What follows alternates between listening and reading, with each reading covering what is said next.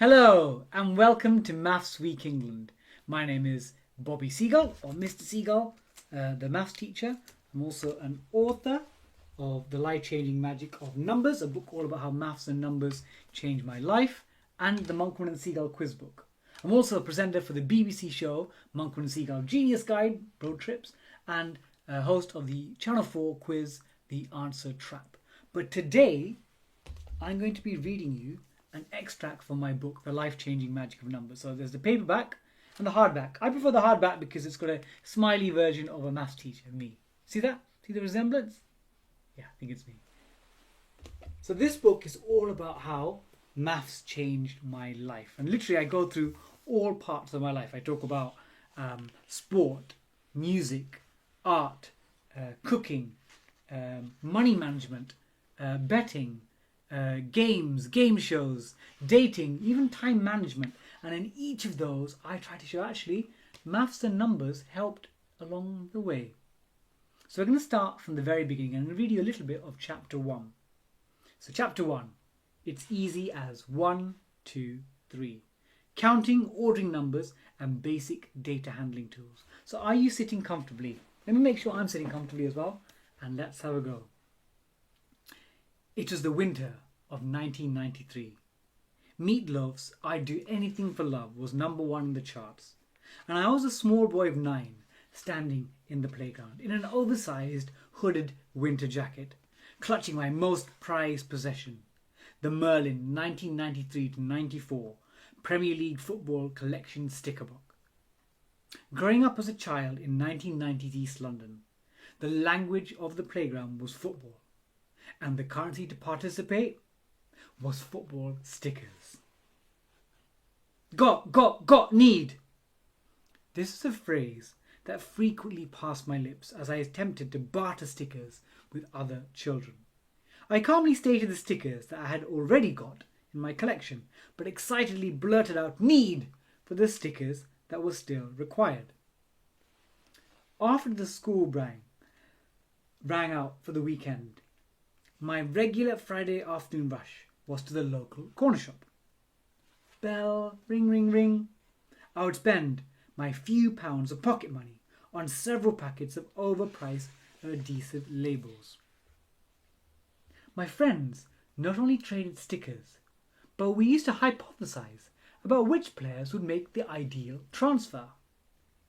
While Blackburn Rovers' prolific striker, Alan Shearer, would be more suited to Alex Ferguson's forward line at Manchester United, children could dream of a world where Alan would ply his trade at West Ham's Upton Park.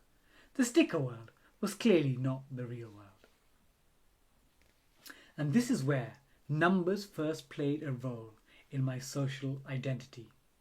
Of course, my first connection with numbers was that most simple pleasure, one of counting basic numbers, 1, 2, 3.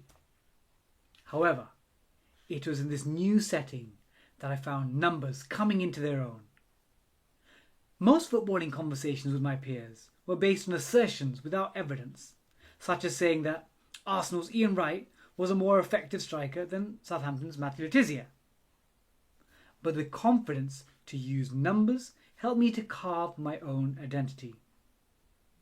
I knew that these strikers had both scored 15 goals in their previous league campaigns, and this fact helped me to add credence to my arguments.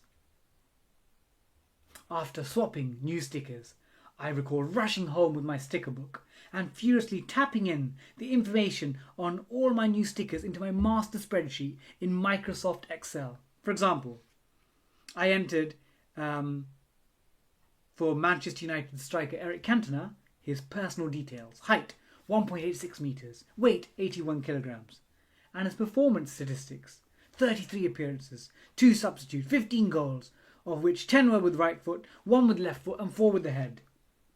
And a few years later, in secondary school, I progressed on to using the database software Microsoft Access for the same task, but with more efficiency. Inputs included players' names, starting position, heights and data from previous years, such as games played and goals scored.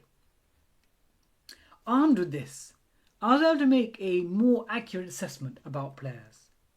If a West Ham fan wanted to find out possible players who were defenders, let's say more than 1.83 meters, and played no more than 20 games in the season prior, a quick sorting formula on Excel would weave its magic.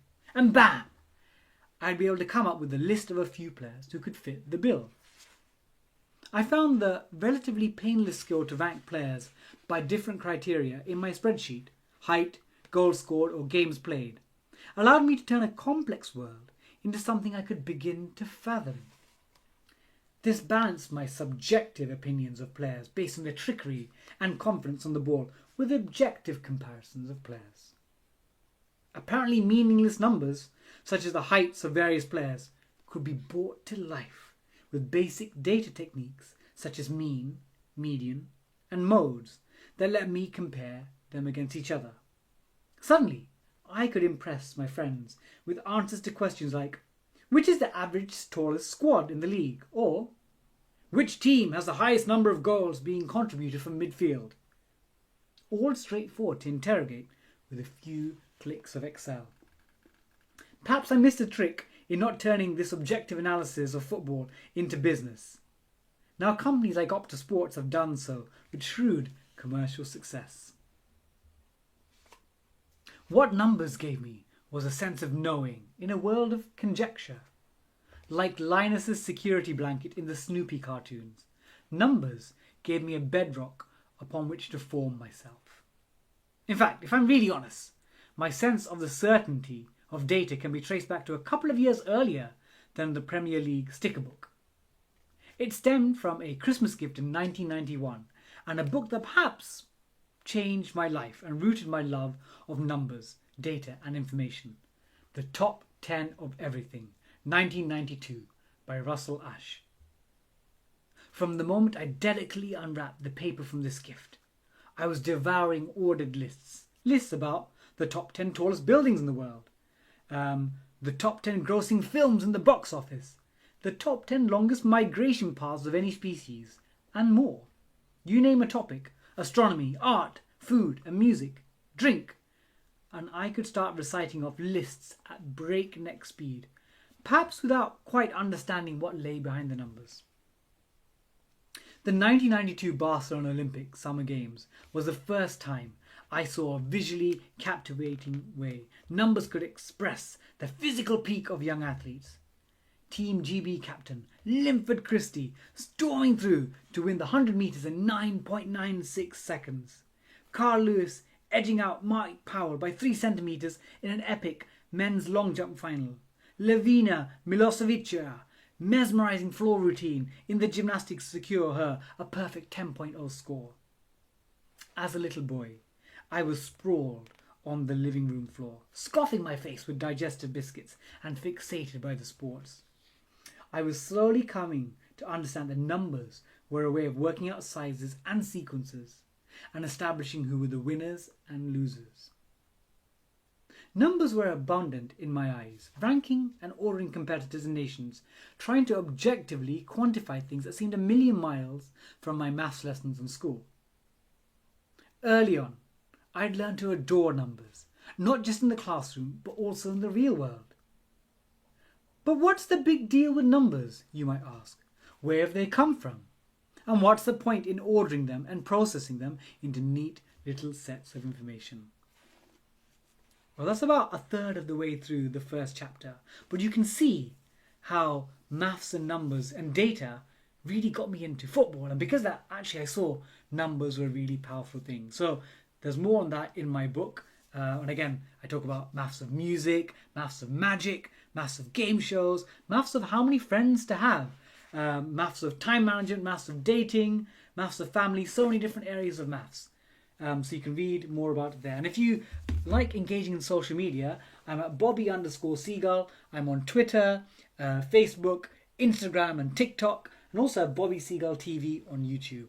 But most importantly of all, enjoy your Maths Week England. For me, Mr. Seagull, Bobby Seagull, cacao! Enjoy Maths Week.